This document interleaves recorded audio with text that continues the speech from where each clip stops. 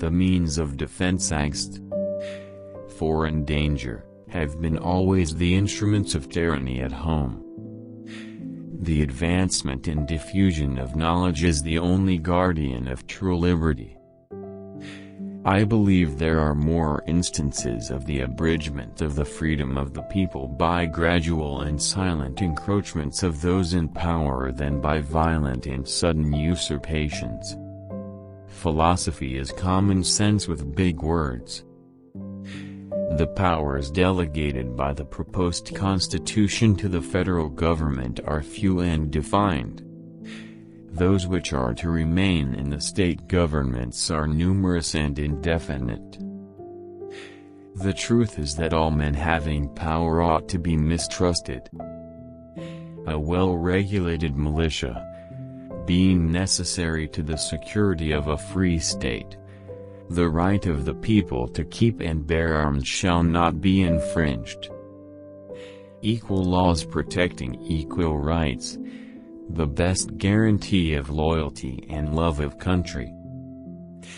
Americans have the right and advantage of being armed, unlike the citizens of other countries whose governments are afraid to trust the people with arms.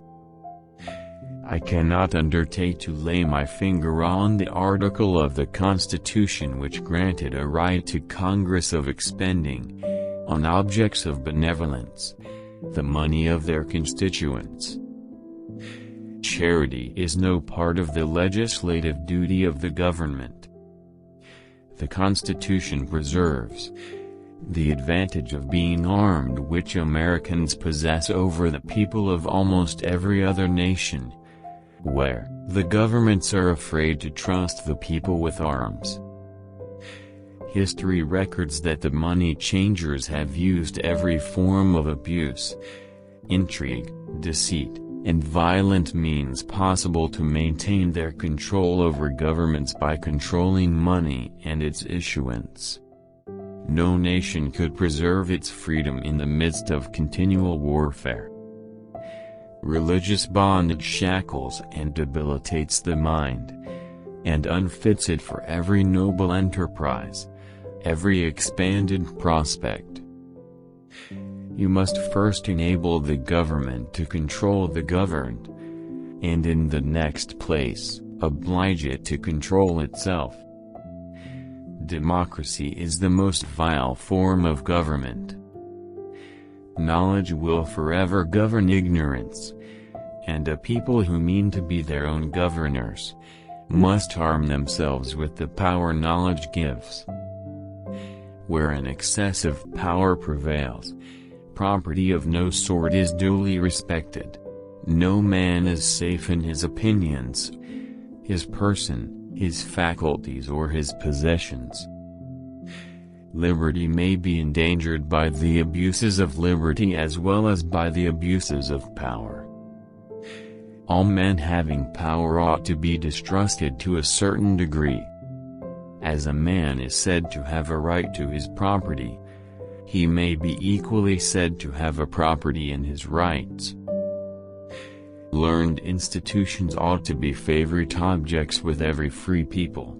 They throw that light over the public mind which is the best security against crafty and dangerous encroachments on the public liberty. The operations of the federal government will be most extensive and important in times of war and danger, those of the state governments, in times of peace and security. Let me recommend the best medicine in the world: a long journey at a mild season through a pleasant country in easy stages. The means of defense against foreign danger historically have become the instruments of tyranny at home. Knowledge will forever govern ignorance. Liberty is to faction what air is to fire. Of all the enemies to public liberty, war is perhaps the most to be dreaded because it comprises and develops the germ of every other. Liberty may be endangered by the abuse of liberty, but also by the abuse of power. A good government implies two things: First, fidelity to the object of government, which is the happiness of the people. Secondly, a knowledge of the means by which that object can be best attained. If tyranny and oppression come to this land, it will be in the guise of fighting a foreign enemy. Religious bondage shackles and debilitates the mind and unfits it for every noble enterprise, every expanded prospect. If men were angels, no government would be necessary. If angels were to govern men, neither external nor internal controls on government would be necessary. The Senate ought to be so constituted as to protect the minority of the opulent against the majority. The censorial power is in the people over the government, and not in the government over the people. Knowledge will forever govern ignorance, and a people who mean to be their own governors must arm themselves with the power which knowledge gives.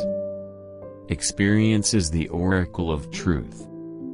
If we are to be one nation in any respect, it clearly ought to be in respect to other nations. Despotism can only exist in darkness, and there are too many lights now in the political firmament to permit it to remain anywhere, as it has heretofore done, almost everywhere.